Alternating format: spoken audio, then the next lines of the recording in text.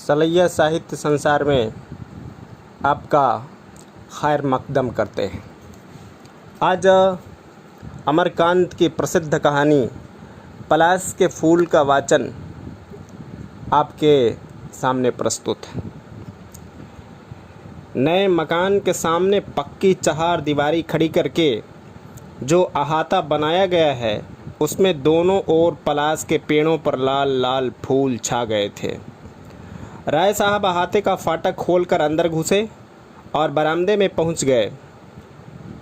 धोती, कुर्ता, गांधी टोपी, हाथ में छड़ी, हाथों में मोटी मोटी नसें उभर आई थीं। गाल भुने हुए बासी आलू के समान सिकुड़ गए थे। मूंछ और भौहों के बालों पर हल्की सफ़ेदी आ गई।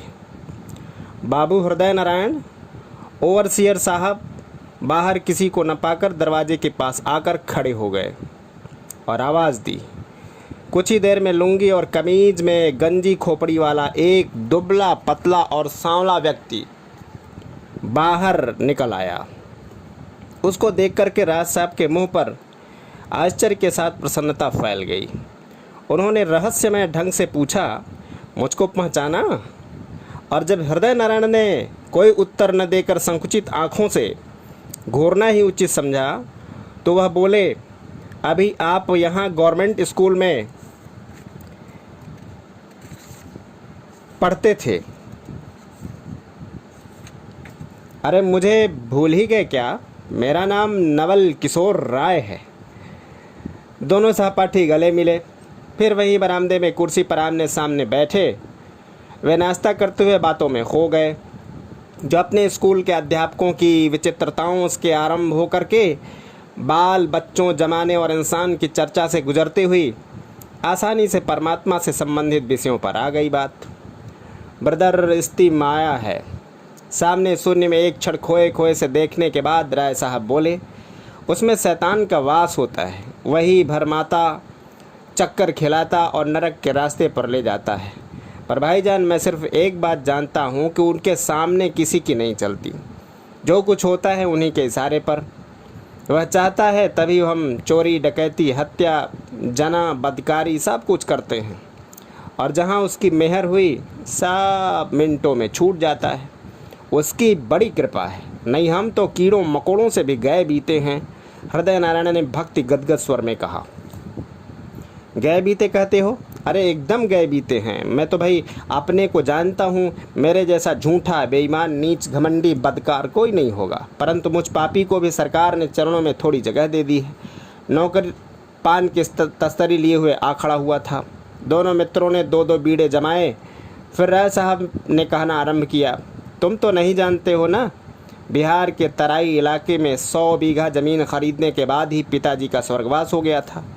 यहाँ भी 150 बीघा ज़मीन थी। घर गृहस्थी का सारा बोझ अचानक मेरे कंधों पर आ पड़ा। लेकिन मुझे कोई चिंता नहीं थी। कैसा शरीर था मेरा, याद है ना तुम्हें? ताकत, जिद और क्रोध तीनों मुझ में थे। सच कहता हूँ, जब अपने बंगले के सामने खड़ा हो जाता तो लगता कि किसी किले के सामने खड़ा हूँ। ऊंचाई 2 पोरसा अधिक बढ़ गई है। सिर में पक्का 10 सेर लोहा भर गया है। किसी को अपने पैरों की धूल के बराबर समझता नहीं था। लोग मुझसे डरते और उनमें मुझे बेहद क्रोध और नफरत होती। मारने, पीटने, तंग परेशान करने, जब इच्छा हो वसूली तहसीली करने में ही तबीयत लगती। मामूली रोब नहीं था अपना। मेज कुर्सी लगी है, अफसरान आ रहे हैं, गप्पे लड़ रही हैं, दावतें उड़ रही हैं, नौकर चाकर दौड़ दौड़ कर हुक्म बजा रहे हैं। आवाज़ अचानक धीमी पड़ गई और वह शैतान वाली बात कही ना। बिरादर, कसम खाकर कहता हूँ, पता नहीं क्या हो गया था। जहाँ किसी जवान स्त्री को देखा नहीं, पागलपन सवार हुआ। खास तरह से इसका मज़ा बिहार वाले इलाके में खूब था। वहाँ के लोग बहुत गरीब और पिछड़े हुए थे। मैं साल में 8-9 महीने तो वहीं रहता और ऐश करता। बीच में वैसे कभी कुछ दिनों के लिए आकर बाल बच्चों और यहाँ की गृहस्थी की खोज खबर ले जाता। एक तो मैं खुद खासा जवान था, इस पर पैसा और शक्ति न मालूम कितनी ही। लेकिन बाबू हृदय नारायण ठीक 42 वर्ष की उम्र में शैतान की चपेट में इस तरह आ गया कि क्या बताऊं। जानते हो कौन था? 15-16 वर्ष की एक लड़की। हृदय नारायण चौंक पड़े, जैसे उनको ऐसे उम्मीद ना हो। हाँ, लड़की। राय साहब हास्यपूर्ण मुंह बनाकर इस तरह बोले जैसे बहुत साधारण बात हो। वह भी एक मामूली किसान की। फसल की कटाई के समय मैं अपने बिहार के इलाके में पहुंचा था। वहां मेरा बंगला एक छोटे मैदान में है, जिसके दक्षिण में खास गांव है और उत्तर में ग्वालों का टोला। वह लड़की इसी टोले की थी। उधर ही मेरा बगीचा पड़ता है। एक दिन खाना खाने के बाद टहलते हुए बगीचे तक गया। वहीं उस लड़की को देखा। वह 2 और लड़कियों के साथ टिकोरे बिन रही थी। मुझको देखकर पहले तीनों भागी, फिर वही लड़की पेड़ के नीचे छूटी, खचोली को वापस लेने आई। तो एक क्षण ठिठक कर संकित आंखों से उसने मुझे देखा, जैसे पक्षी दाना चुगने के पहले बहेलिया को देखता है, और आखिर में खचोली लेकर भाग गई। मैं तो दंग रह गया। यह कैसी हैरत की बात थी कि इस गांव में ऐसी खूबसूरत लड़की बढ़कर तैयार होती है और मैं जानता तक नहीं। और जैसे वह अपने मन के भाव ठीक से व्यक्त न कर पा रहे हो, इस तरह होंठों पर अंगुली रखकर कुछ देर तक सोचते से रहे। क्या बताऊं, शाम को वकीलों के डेरे के सामने मवक्किल लोग बाटी बनाने के लिए उपलों का जो अंगार तैयार करते हैं, उसको तो देखा ही है तुमने। उसी तरह वह दमक रही थी, कहीं खोट नहीं, भरी पूरी। कुदरत ने जैसे पीठ और कमर पर हाथ रखकर उसके शरीर को पहले तोड़ा, ऐंठा और ताना, फिर किसी जादू के बल से बड़ा और जवान कर दिया। बड़ी बड़ी रसीली आँखें, छोटा मुंह, बड़ा भोलापन था उसमें। सूरज डूब गया था। आंगनों से उठने वाले धुएं और सड़क की धुएं से चारों ओर कुहासा सा छा गया था। सामने से कभी कोई एक्का या रिक्शा गुजर जाता था। कभी घर के अंदर से छोटे बच्चों का गिरोह पास आता, उनके कौतुक से देखता, चीख चिल्लाकर खेलता और चला जाता। और वे हर चीज़ से बेखबर, बात करने में इस तरह मशगूल थे जैसे कई दिनों का भूखा सब शुद्ध बुद्ध खोकर खाने पर टूट पड़े। समझे भाई हृदय नारायण? उस लड़की की सूरत पर ध्यान क्या चढ़ी कि खाना पीना सब कुछ हराम हो गया। राय साहब का कथन जारी था। इतनी उम्र तो हो गई थी, लेकिन किसी स्त्री के लिए ऐसी बेकरारी कभी महसूस नहीं हुई थी। उसको पाने के लिए मैं क्या नहीं कर सकता था। उसका बाप भुलई मेरा ही आसामी था, सीधा साधा किसान, जिसे पेट भरने के लिए खेती के अलावा इधर उधर मजदूरी भी करनी पड़ती। मैंने अंजोरिया को लड़की का यही नाम था। अकेले में पाकर 1-2 बार छेड़ा भी, पर वह नई घोड़ी की तरफ बिदक कर भाग जाती। मुझ में अब इंतजार और बर्दाश्त करने की शक्ति नहीं रह गई थी। हार कर एक दिन मैंने 4 आदमियों को लगाकर रात के अंधेरे में भुलई को खूब अच्छी तरह पिटवा दिया। भुलई क्यों पिटवाया नहीं जानते? अरे हमारे देहातों में यह आम रिवाज था कि जब बाबू लोगों को किसी गरीब की बहू बेटी पसंद आ जाती तो वे उसे तंग परेशान करते, मारते पीटते, खेतों से बेदखल करते और सफलता न मिलने पर बुरी तरह पिटवा देते। फिर रात में उसके घर में घुसकर या किसी दूसरे तरीके से उल्लू सीधा करते। यह बहुत ही कारगर तरीका समझा जाता।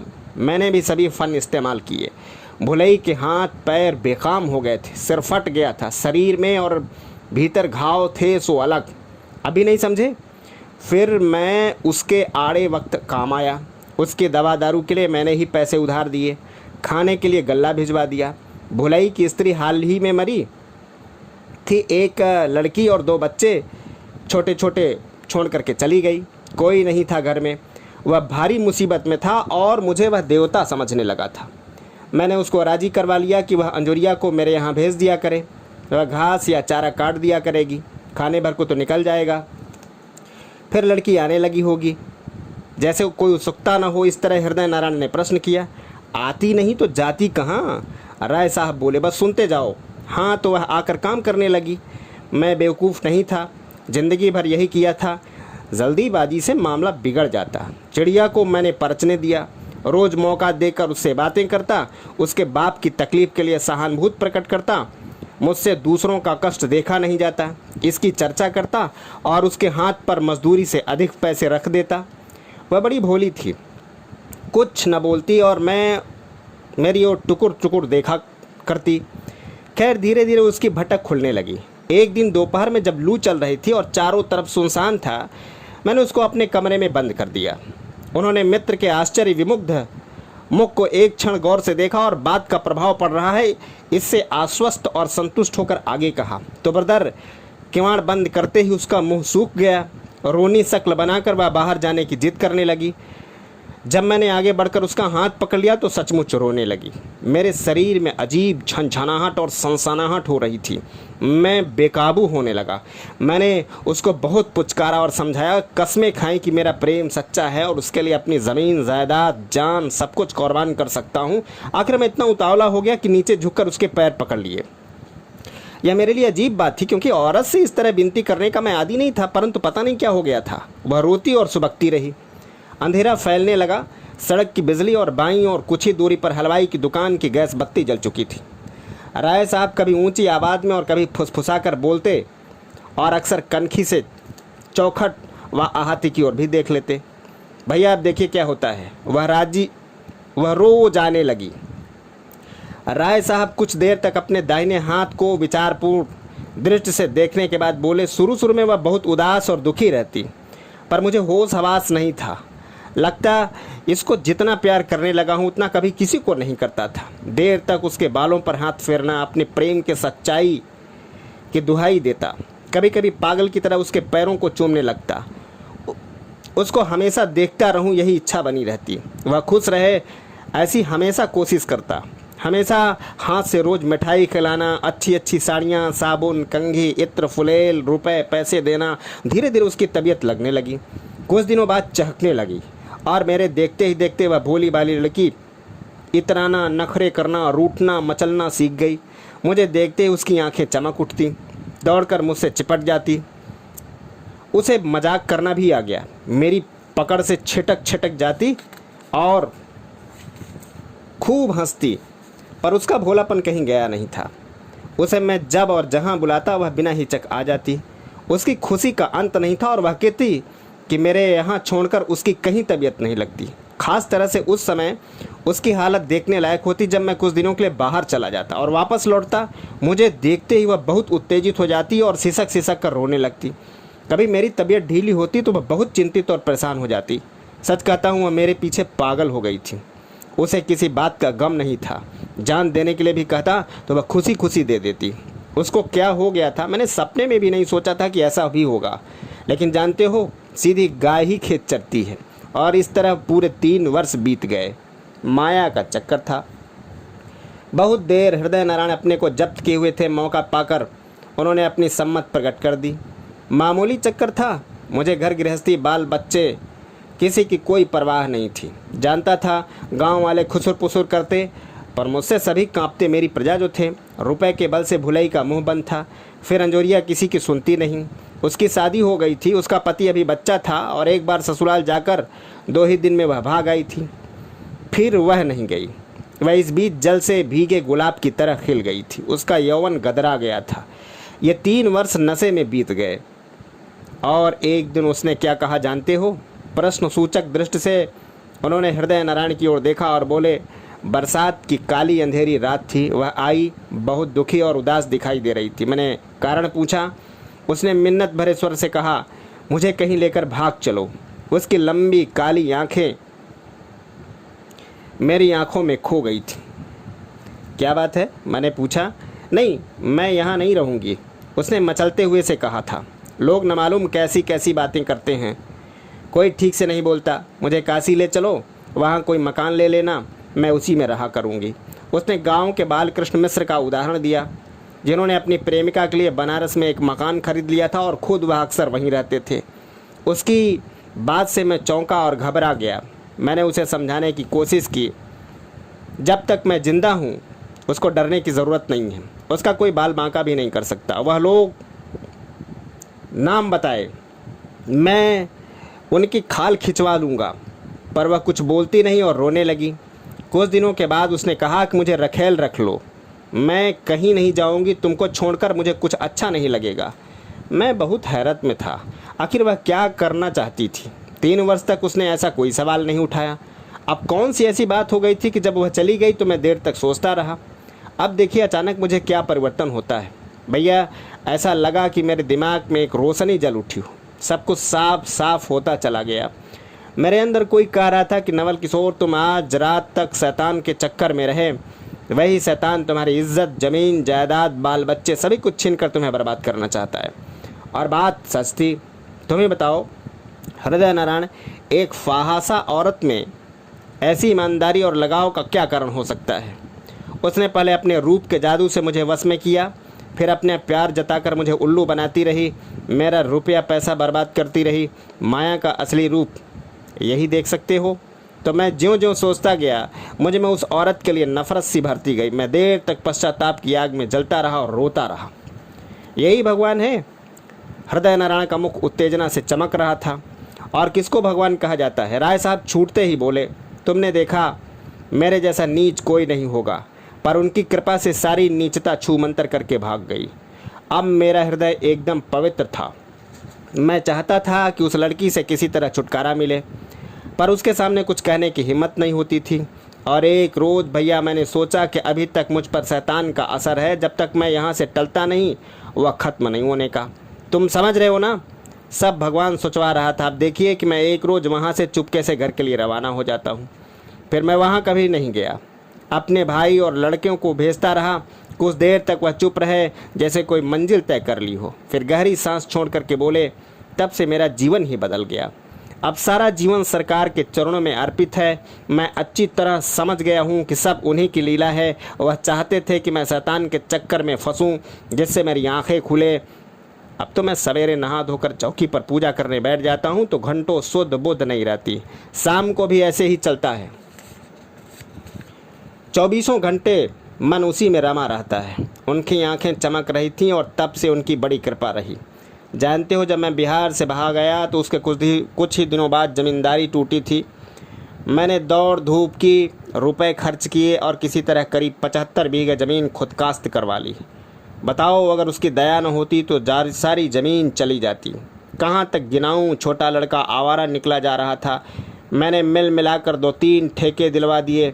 अब हज़ारों पीटता है। बड़ा लड़का बनारस में कमिश्नरी में वकील है।